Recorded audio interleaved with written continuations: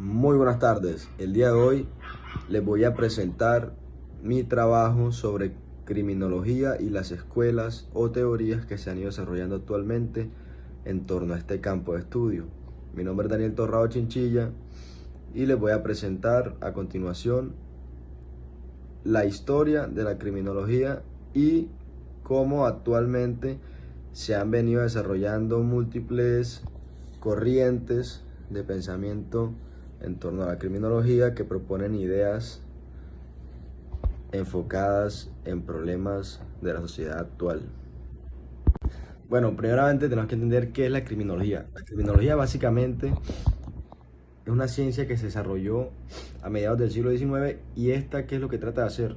Esta trata de explicarnos el porqué, a diferencia de la criminalística que se encarga de estudiar cómo sucedió el delito cometido, cómo sucedió esa conducta, ese comportamiento que acaba de pasar y de recolectar los medios con los cuales se realizó. La criminología, por el contrario, estudia las motivaciones que llevaron a la persona a realizar dicho comportamiento.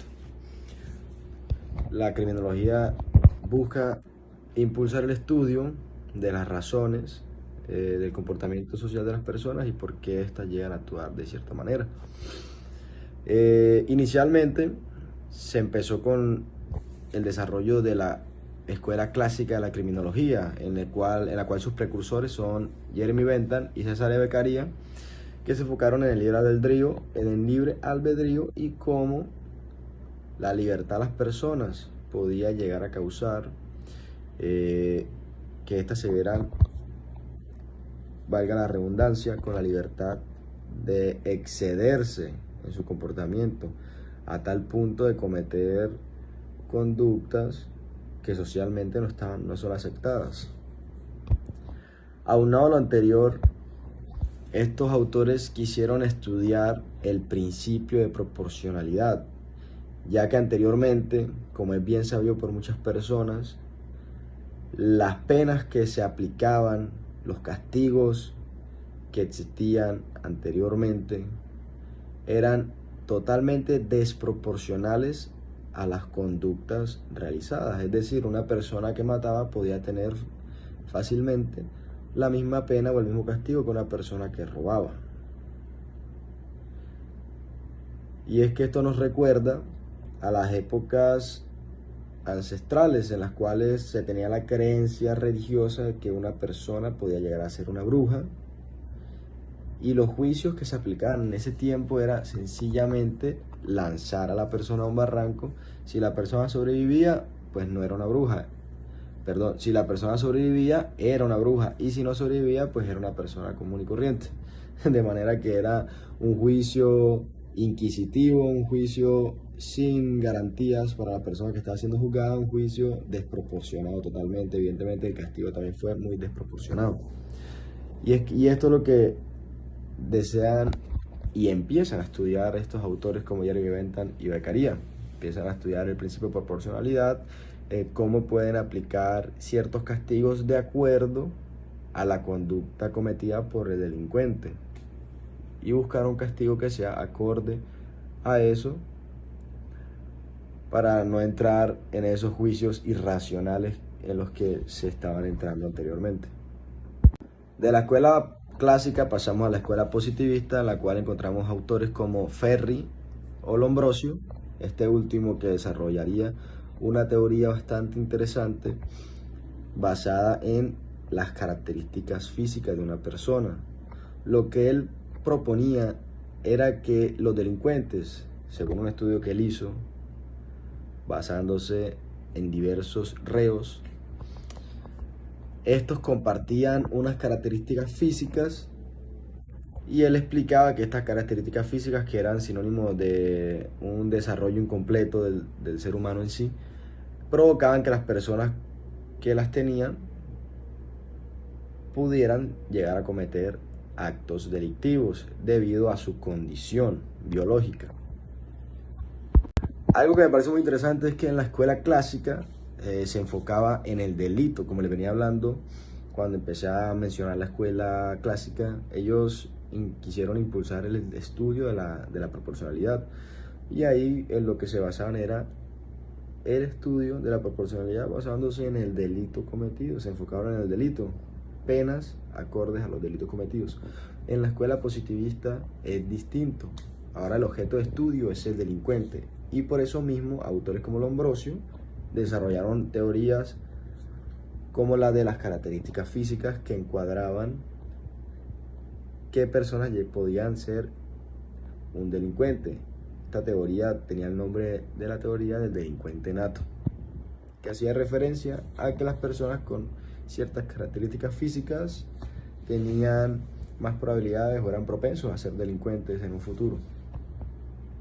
Ahora bien, una vez pasando del desarrollo de las escuelas clásicas y positivistas, entramos en discusión de las nuevas escuelas que se han ido desarrollando, que han ido apareciendo a medida de que pasa el tiempo. Y una de estas es la escuela feminista de la criminología. Esta nace en los años 70 debido al auge del movimiento feminista. Esta buscaba explicar en razón al género la experiencia de la mujer delincuente y la mujer víctima para llegar a comprender delitos de índole sexual, delitos como el homicidio, que eran ocasionados por mujeres o cuando eran víctimas mujeres. Querían entender las motivaciones que llevaban a que una mujer cometiera un crimen y las motivaciones que llevaban a una persona a cometer un crimen contra una mujer y estudiar si esa motivación que llevó a cometer el crimen contra la mujer fue en razón a su género exclusivamente. Esta teoría de la criminología feminista fue respaldada por autoras como Rita Segato en Argentina y Carol Smart en Inglaterra. La Argentina propuso varias veces una crítica en contra del sistema patriarcal de la sociedad y explicaba que básicamente muchos crímenes que eran cometidos por mujeres se debían a una reacción en contra del sistema patriarcal y asimismo también las víctimas, mujeres de delitos, se debían a esa estructura patriarcal que tenía la sociedad o que tiene la sociedad. Pasando de la escuela de la criminología feminista, llegamos a la criminología verde, que esta, como su título ya lo avisora, hace referencia a esa criminología, ese campo de estudio de la criminología enfocado en los daños a los ecosistemas, los daños ambientales causados por grandes corporaciones o en su defecto por personas. Busca entender las motivaciones, entender los comportamientos de esas personas que cometen ciertos delitos en contra del medio ambiente. También esta teoría busca impulsar a la sociedad a que entienda la importancia de la preservación del medio ambiente y de la naturaleza en sí misma. Bueno, ahorita vamos a hablar de una criminología que me llamó altamente la atención, la verdad, una de mis favoritas al momento de realizar el estudio, y es la criminología crítica decolonial, que tiene autores como Boaventura dos Santos de Sousa y Aníbal Quijano, o también Eugenia Zeffironi. ¿Por qué me llama la atención? Esta teoría me llama la atención altamente debido a que estudia cómo el sistema judicial ha enfocado la criminalización a ciertos grupos poblacionales que generalmente son personas pertenecientes a razas afrodescendientes, indígenas o, hablando socialmente, personas de bajos estratos. Esta teoría propone cambiar ese estigma tradicional eurocéntrico, esas visiones occidentales acerca de la criminalización, busca cambiar esa perspectiva que ya se tiene, en la que, como decía Aníbal Quijano, del colonialismo se basa el hecho de que los sistemas judiciales propongan como primeros objetivos de investigación a personas pertenecientes a grupos indígenas, afrodescendientes, a personas pobres, en contraste con personas con buena posición económica o pues personas blancas. Sin duda alguna, el desarrollo de esta teoría solamente deja en evidencia que si bien los países latinoamericanos ya se independizaron de esos países europeos de los cuales fueron colonia, aún siguen habiendo rastros como estas percepciones, estos sesgos que se tienen, que criminalizan a las personas pertenecientes a ciertos grupos étnicos o sociales. Ya por último pasamos a la criminología digital.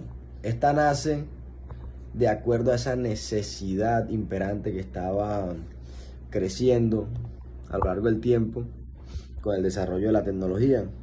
Esto se debe a que, si bien es cierto que los avances tecnológicos nos trajeron muchos beneficios como sociedad, también dieron lugar a que se realizaran las conductas que anteriormente eran cometidas en nuestro plano real, trasladadas a un plano cibernético, al conocido ciberespacio.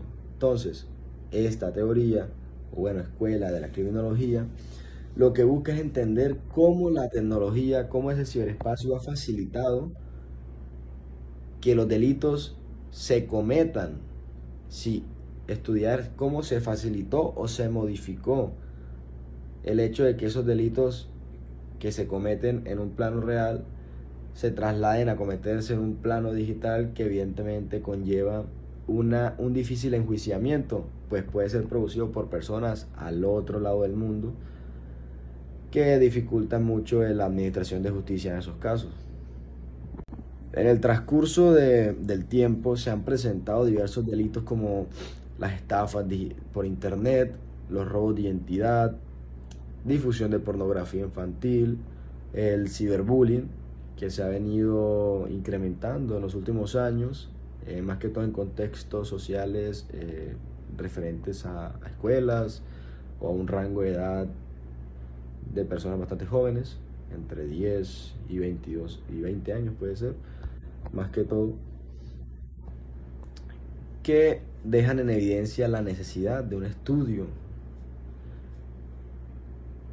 que comprenda cómo estas conductas se están realizando a día de hoy en ese plano digital. Y me parece muy importante porque actualmente hasta un niño de 1 año tiene acceso a un teléfono inteligente que lo conecta con todo el mundo, lo cual pues nos propone un interrogante: ¿cómo vamos a hacer para proteger a nuestros niños? ¿Cómo vamos a hacer para protegernos incluso a nosotros mismos de ser posibles víctimas de un delito cibernético?